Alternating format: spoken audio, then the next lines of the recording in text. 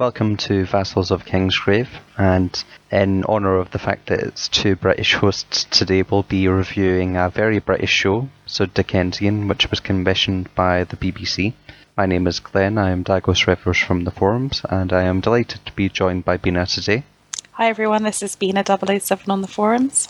So Dickensian was a show which was really the one show I was really excited about when I got the well, starting off with Christmas TV. Do you ever buy the 2-week magazine which tells you all the TV listings over the Christmas period? I do. It's like the only time I ever buy Radio Times, and I can't believe it still exists, really. But I do. And then you kind of like plot out the TV shows, and you open it up and you circle all the shows you want to watch. Yeah, and all the definitely.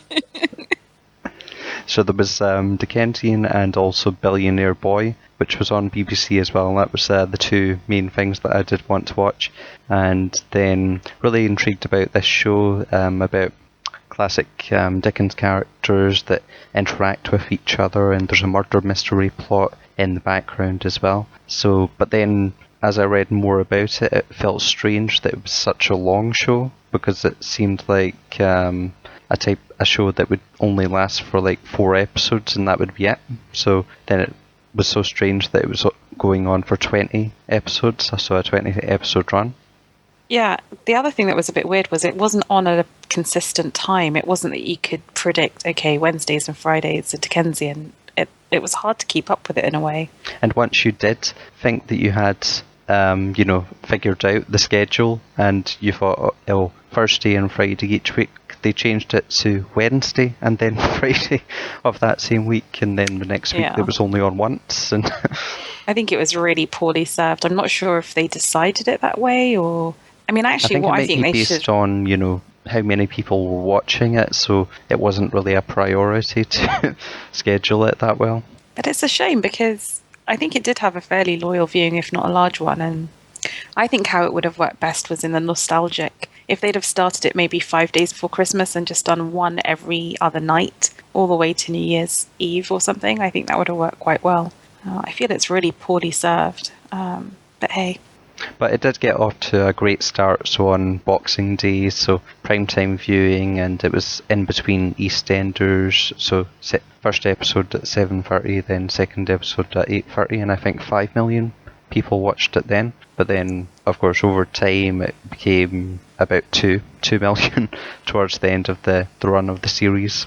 So what do you think causes that? Do you think it's because not enough people are familiar with the Dickens texts? Do you think you had to know the Dickens text to find it interesting?